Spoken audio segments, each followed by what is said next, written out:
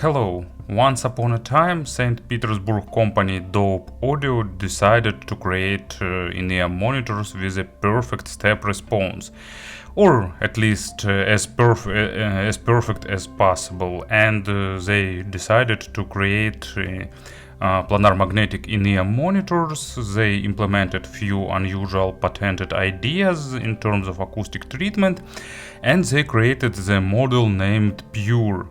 It's the model with probably the most flat frequency response in the in-ear monitors world, or at least one of the most flat. Model with one of the best step response characteristics that I've seen, and it's really unusual model. They also have two other models. One is heavy, it's multi-balanced armatures, and another is also planar magnetic but tuned to be more fun sounding. But today I want to show you and to tell about the pure model. It's really interesting to test the model with absolutely flat frequency response and what it can, to figure out what it can give. Of course, I will add a link to the site to the description. Price is 680 euros because these models require a lot of handwork and a lot of tuning, drivers matching and so on. And let's have a closer look. So, earphones arrive in small simple tin can. Actually now they started adding engraving because they bought a laser engraving machine, but original versions were pure black. So the maximum simplicity in design, maximum simplicity in the accessory set, maximum neutrality in sound.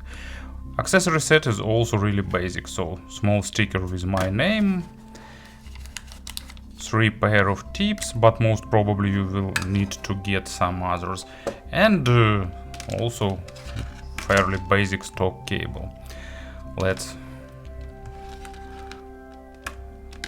see the design, because accessory set and package made in really minimalistic style.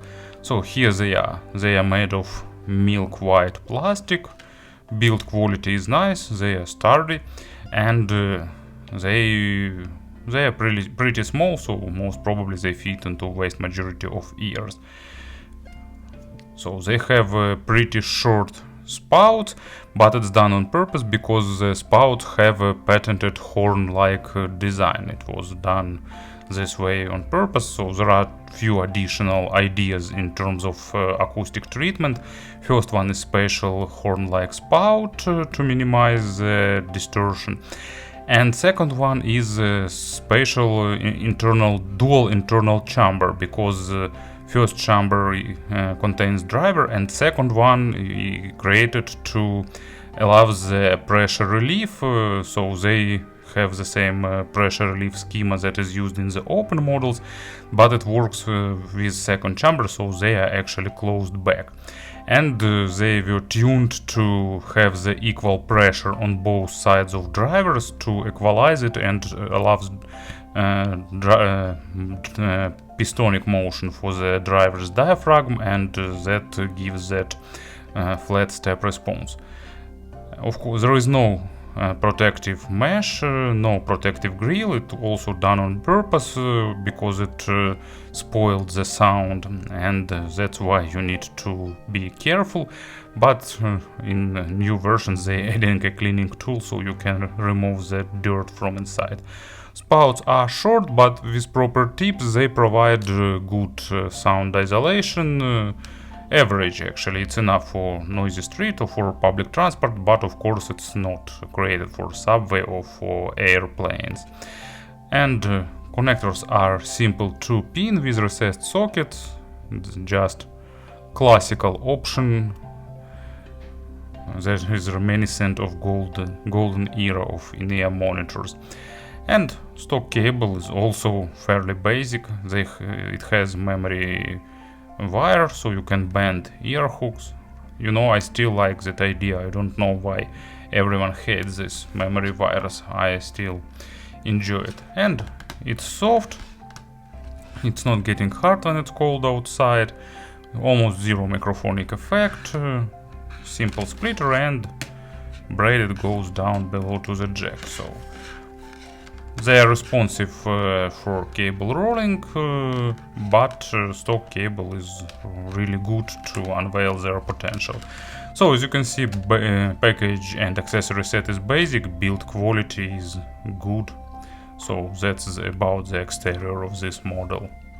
And of course about the sound. With 96 decibels of sensitivity and 21 ohms of impedance, it's definitely not a lot for some smartphone or for some tiny USB digital tonal converter dongle. They require some good driving power, and let's give it to them.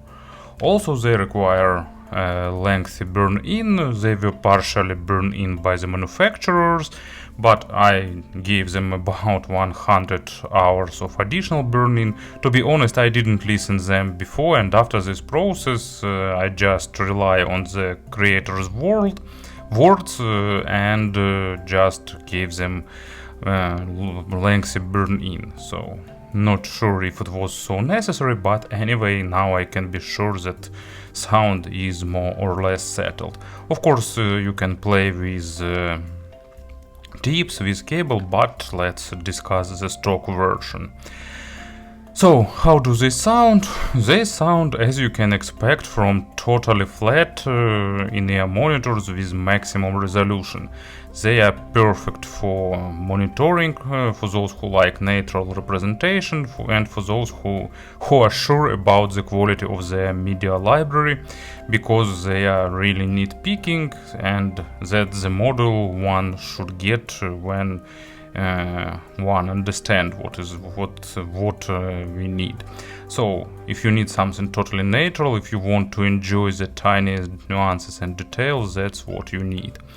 But let's probably discuss the sound step by step. So bass is linear, flat, it goes really deep, it's well controlled, it has really good depth, but at the same time zero accent on the low frequencies.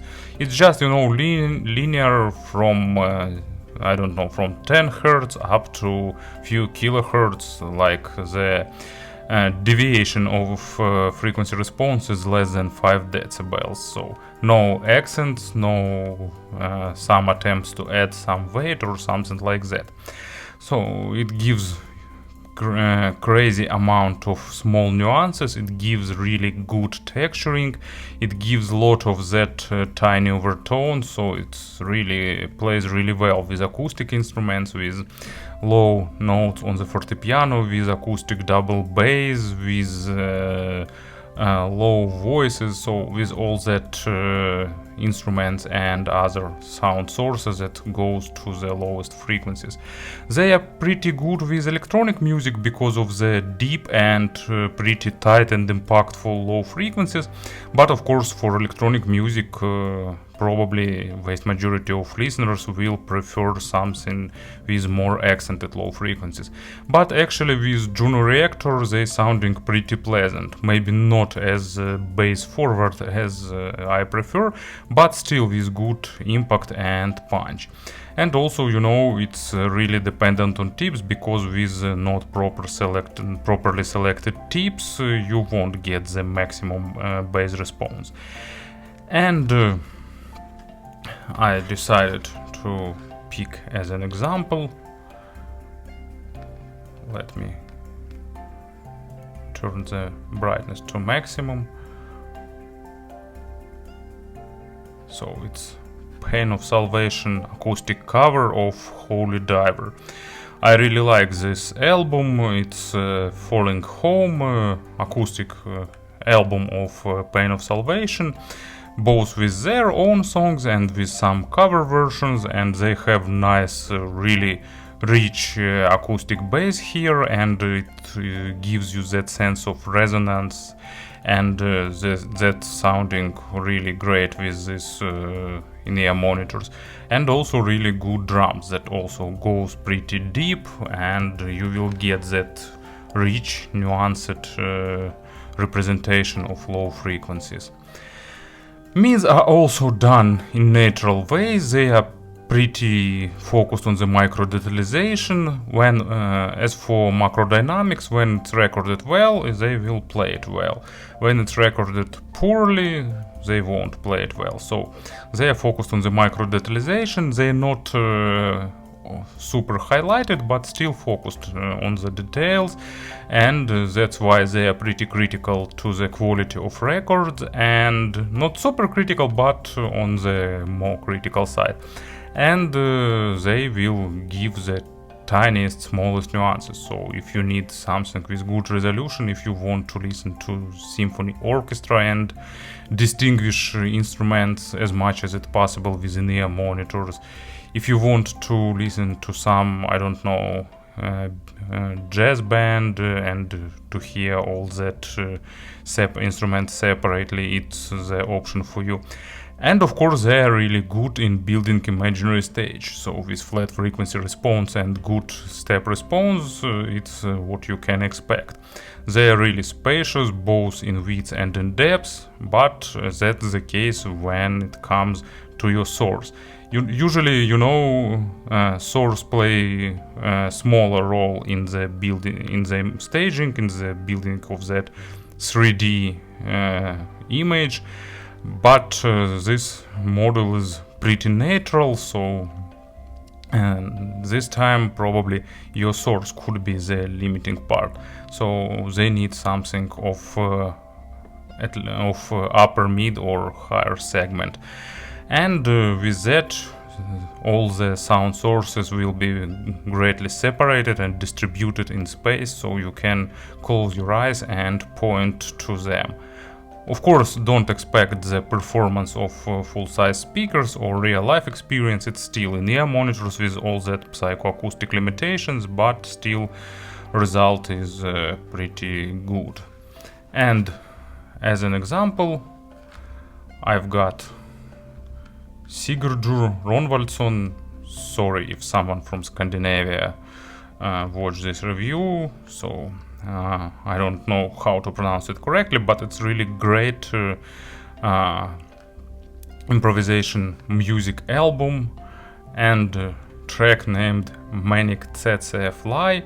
It has also pretty bold sounding guitar, nice interesting improvisations, interesting drumline, so really good music for those who like avant-garde with mix of jazz.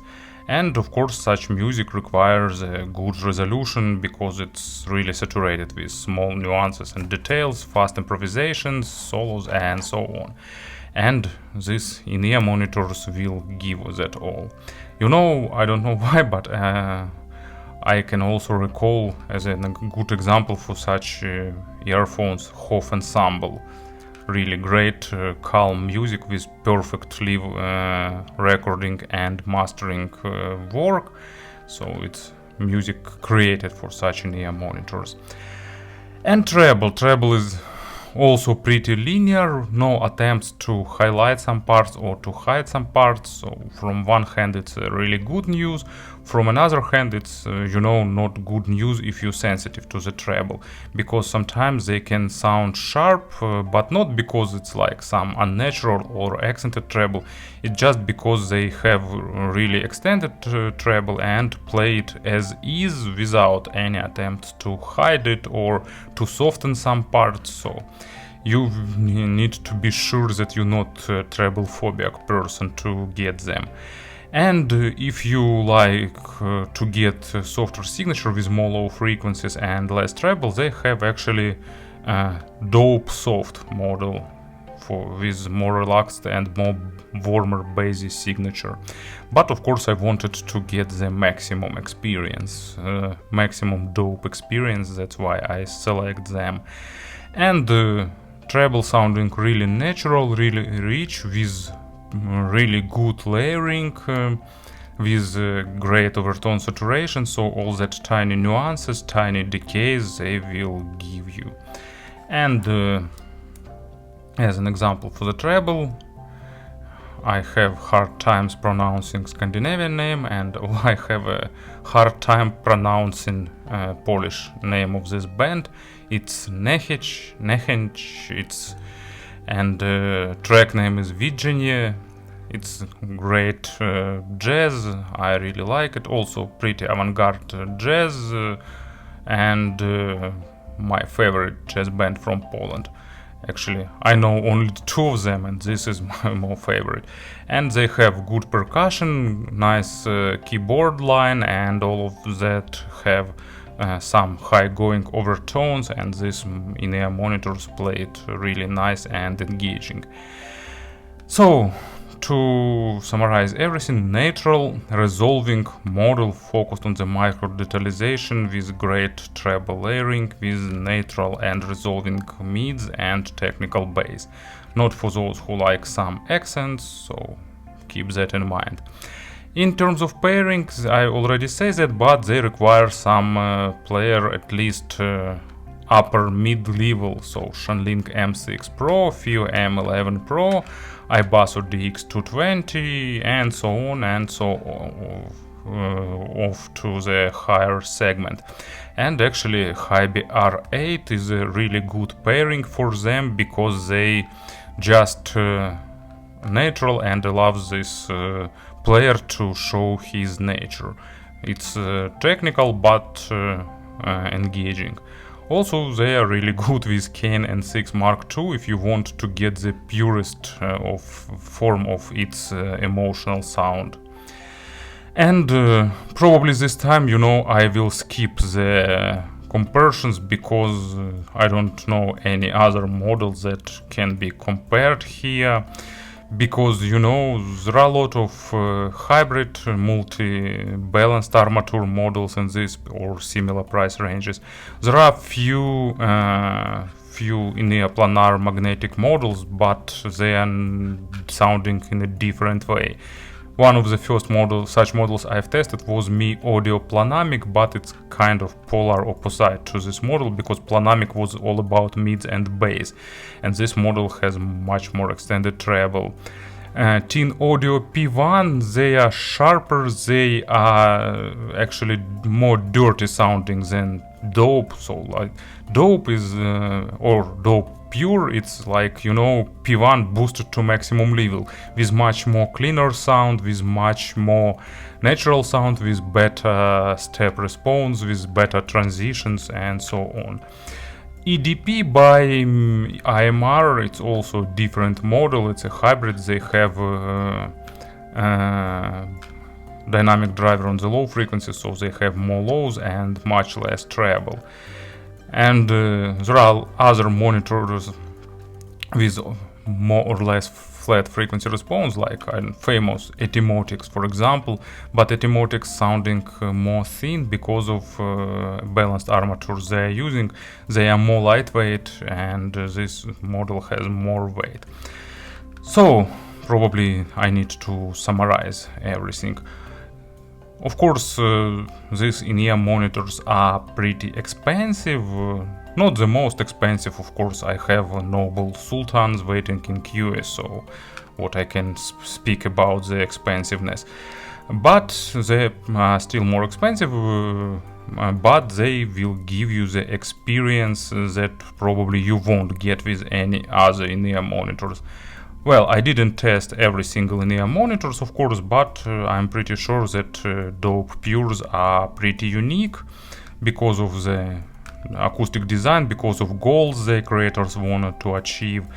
Of course, there are few ideas that maybe be not